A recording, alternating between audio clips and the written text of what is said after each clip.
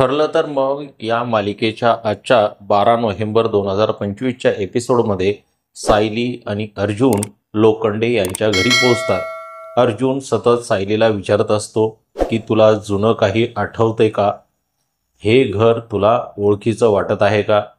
पण ती अर्जुनला म्हणते की मला आपल्या घराबद्दल जितकी आपुलकी वाटते तितकं या घराबद्दल काहीच वाटत नाही।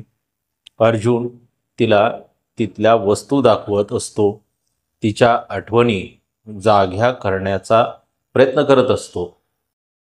पण सायलीला काहीच आठवत नसल्यामुळे ती म्हणते की आपण वेळ घालवण्यापेक्षा इथे काही दुसरं मिळतंय का पाहूया।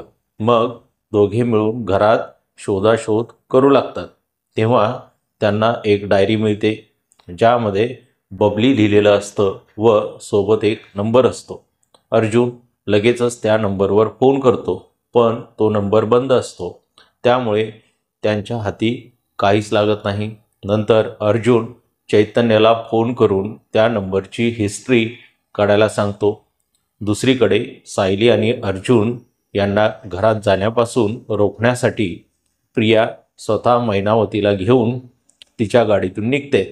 घरात चोर घुसले आहेत हे कळल्यापासून मैनावती खूप घाबरलेली असते।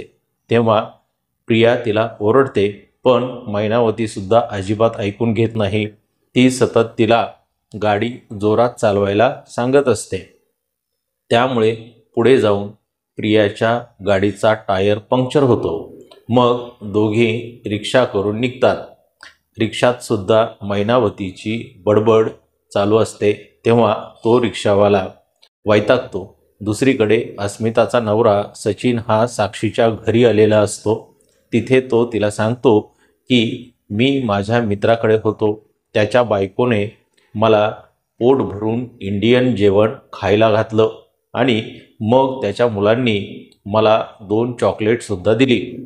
आपण फॅमिली मॅन आहोत हे त्याला साक्षीपुढे दर्शवायचं असतं। साक्षी इम्प्रेस होते आणि थेट त्याला लग्नाबद्दल विचारते।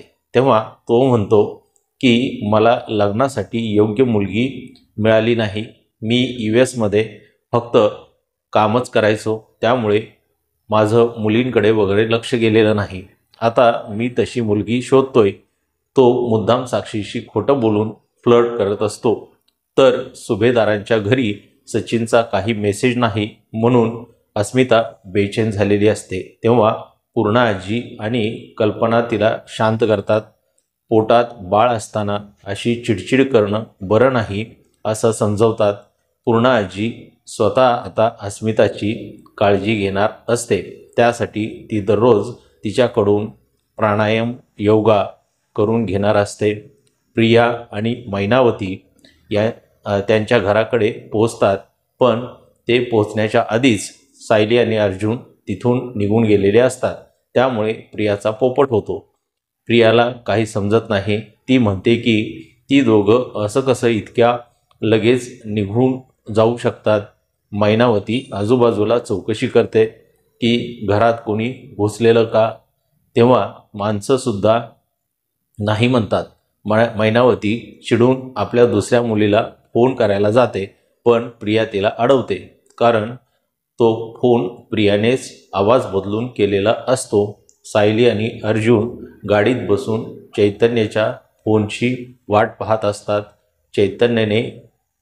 चैतन्याने अर्जुनला सांगितलेली माहिती काढलेली असते, त्यामुळे ती दोघं आता त्या पत्त्यावर निघतात। तर मित्रांनो, असा आहे आजचा ठरलं तर मग या मालिकेचा एपिसोड।